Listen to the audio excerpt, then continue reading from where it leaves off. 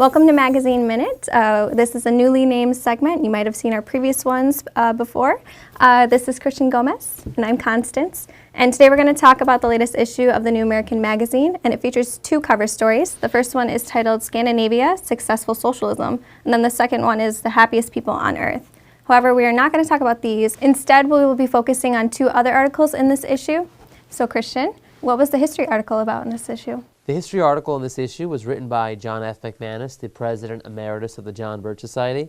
Basically, this article covers the United Nations and our involvement, specifically militarily, with the UN peacekeepers, NATO, and other collective security organizations under the banner of the United Nations.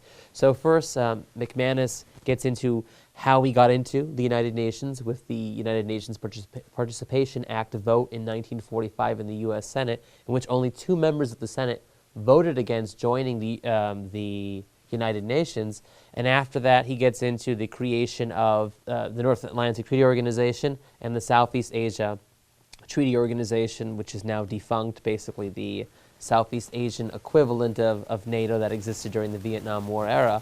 But in the article, McManus gets into the UN Charter and how it undermines U.S. security by putting our forces under the command of United Nations edicts. And he gets into a lot of good points there. And coming off the coattails of the recent Brexit, McManus makes a case at the end how we should withdraw from the United Nations, and with that withdrawal as well as leave NATO and any other UN military organization like that. Basically, let's bring the troops home and let's keep them under American command. So moving on to the domestic front, as our viewers already know, we've been covering profiles of various members of Congress, and in this issue we cover Congresswoman Debbie Wasserman Schultz, the Democratic chairwoman. So can you tell us a little bit about that profile article in this issue?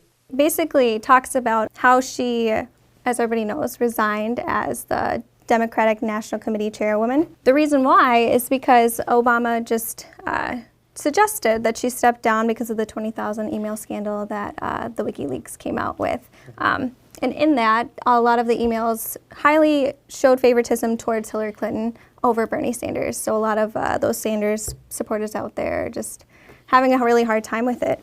Ironically enough, she's actually up for re-election this year. So August 30th is when her primary election is. So those of you that are in the 23rd District of Florida should go ahead and get out there and vote. In the Freedom Index, which is a congressional scorecard in the New American, she scored a 15%, which is extremely dismal. So she is definitely not a constitutionalist. If you want to read up more on Debbie Wasserman Schultz or read up on this history article, you can get your copy at shopjbs.org. Be sure to follow us on Facebook and Twitter.